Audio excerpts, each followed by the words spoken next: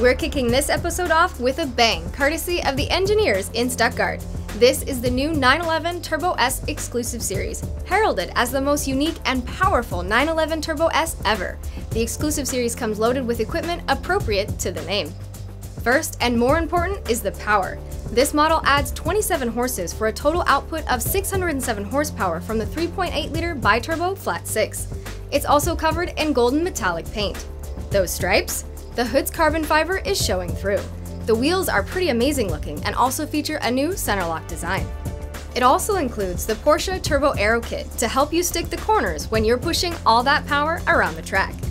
Inside, Porsche continues with the gold accents.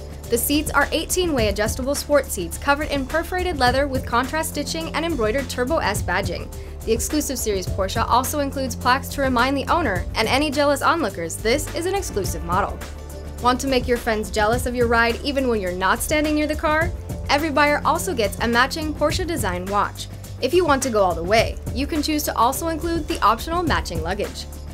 If you see yourself running 0 to 60 in 2.5 seconds while seated in this unique Porsche, you'll want to run down to your local AutoNation affiliated Porsche dealer sooner rather than later. Porsche says they're only producing 500 for the entire planet. Suggested retail is $257,500, almost $67,000 more than the standard Turbo S. If you want to add the matching luggage, that's an extra $6,234. At some point in the future, fully autonomous cars and trucks will be a part of our everyday lives. To get there from here, manufacturers have a significant number of barriers that first must be conquered. Some of these issues are technical, like how do you make a car that can see in inclement conditions? Others are legal, like simply getting a permit to test autonomous vehicles in a given state. And that brings us to one of the innovators in automated vehicle intelligence. Audi, the German luxury car maker, was recently granted the first permit to conduct full Level 3 automated driving in the state of New York. If you're passing through New York, don't be surprised if the car next to you is missing a driver. There will be some restrictions, of course. Though the vehicles are allowed to transit under all posted speed limits, the permit does require that 2 trained engineers are in the vehicle at any given time. Testing begins around Albany, New York in June of this year. This one may look like it's out of a futuristic video game where autonomous vehicles fight amongst themselves, but I assure you, this is real life. In fact, it's the Chevrolet Colorado ZH2, a fuel cell concept designed to test the feasibility of hydrogen power for the US Army when used in extreme conditions. The Colorado ZH2 rides on 37-inch tires and features specially modified suspension to allow the rig to tackle almost any obstacle. Once on location, the Colorado's exportable power takeoff unit can be removed to provide hydrogen-based power anywhere it's needed. This incredibly cool-looking Colorado was built through a partnership between General Motors and the U.S. Army Tank Automotive Research, Development, and Engineering Center. It went from contract to concept in less than a year. Benefits of this vehicle include near-silent operation, reduced thermal signature, high wheel torque thanks to the electric power system, low fuel consumption across the operating range, and since the byproduct of hydrogen vehicles is water, that is just one more benefit for the troops in the field.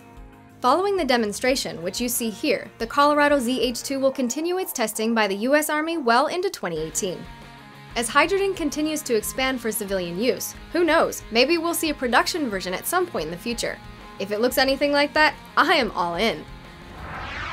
Hydrogen fuel cells, autonomous driving, matching luggage? Sometimes it just sounds like we're living in the future already.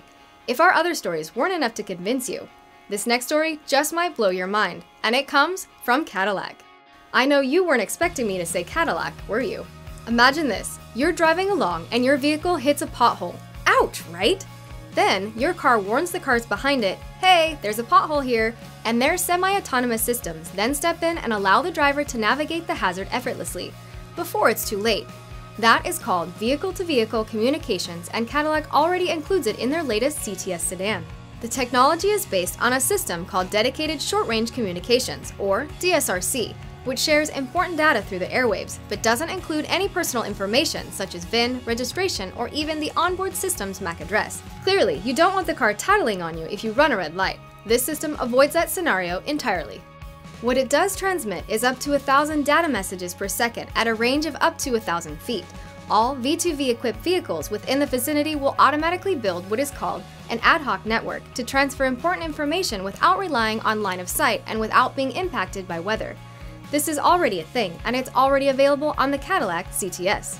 Recently, Cadillac took this technology one step further by allowing the CTS to talk to traffic signals.